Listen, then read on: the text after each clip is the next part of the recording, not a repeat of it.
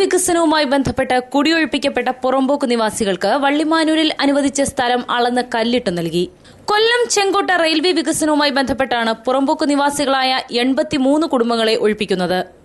ഇവരെ പുനരധിവസിപ്പിക്കുന്നതിനായി വള്ളിമാനൂരിൽ 3 സെന്റ് സ്ഥലം അനുവദിച്ച് പട്ടയം നൽകിയിരുന്നെങ്കിലും ഓരോരുത്തർക്കും അനുവദിച്ച സ്ഥലം ഏതെന്ന് കൃത്യതയില്ലായിരുന്നു. ഇത് വളരെയധികം വിവാദങ്ങൾ സൃഷ്ടിച്ചിരുന്നു.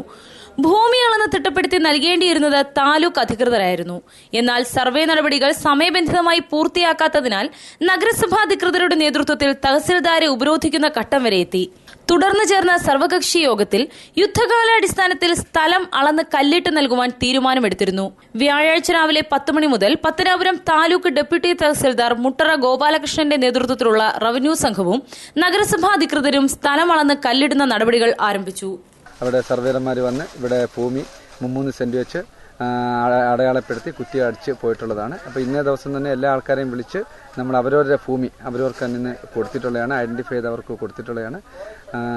പിന്നെ തീർച്ചയായിട്ടും എല്ലാ മുനിസിപ്പൽ പ്രദേശത്തിലുള്ള എല്ലാ ആൾക്കാരും ഇന്നിവിടെ എത്തിച്ചേർന്നിട്ടുണ്ട്. അവരവരുടെ ഭൂമി അവർ കണ്ട് എല്ലാ ആൾക്കാരും തിരിച്ചു പോയി. 3 സെന്റ് വീതമുള്ള 112 പ്ലോട്ടുകളായാണ് തിരിച്ചത്. ഇതിൽ നഗരസഭയിൽ നിന്നും കുടിയൊഴിപ്പിക്കപ്പെട്ട 83 കുടുംബങ്ങൾക്കും സ്ഥലം അളന്ന് തിട്ടപ്പെടുത്തി കല്ലിട്ട് നൽകി.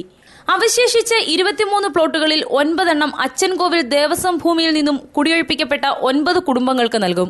പുനരധിവാസം ഉറപ്പാക്കേണ്ട കുടുംബങ്ങൾ കളക്ടർക്ക് അപേക്ഷ നൽകിയിട്ടുണ്ട്. അവ അനുവദിച്ചു വരുന്ന മുറയ്ക്ക് അവശേഷിക്കുന്ന 14 പ്ലോട്ടുകൾ വീതിച്ചു നൽകും. അനുവദിച്ച 5 അടി വഴി 10 അടി വീതിയുള്ള വഴിയായി നഗരസഭ നിർമ്മിച്ചു നൽകിയിട്ടുണ്ട്. News bureau, Punalur.